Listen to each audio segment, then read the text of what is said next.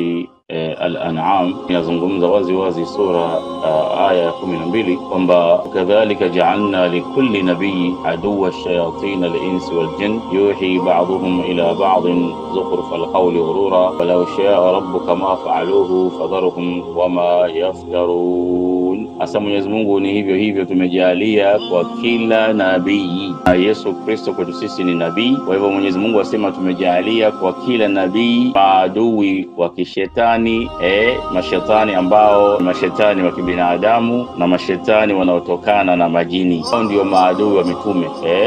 Ama adui wa mtume kutokana na shetani wa kijini au kutokana na shetani wa kibinadamu. Kwa hivyo huwezi kusema kwamba Nabii Isa kuguswa na maadui ama wa kijini au maadui wa kishetani. Hao waliojaribu kutaka kumuua ni maadui wa kibinadamu na maadui wa kijini. Wote hao walishirikiana katika kutaka kuondoa ujumbe wa Nabii Isa alayhi salam aliopewa na Mwenyezi Mungu Subhanahu wa Ta'ala. Kwa hivyo Qur'ani surati ya 6 aya 112 inashuhudia haya. Kadhalika ja'alna likulli nabii, unaweza kupiga mstari kwenye neno likulli nabii huwa shayatin al-insi wal-jinn. Kwa hivyo kila nabii alikuwa na maadui ambao ni maadui wa kibinadamu na maadui wanaotokana na shetani. Na maadui hao walikuwa wakifanya nini? Yuhi ba'dhum ila ba'dhin zukhruf al-qawli ghurura, walikuwa wakishirikiana hawa wakipeana mipasho maneno ambayo ni ya ghururi, maneno ni ya uongo, wakileta maneno ya uongo dhidi ya yale maneno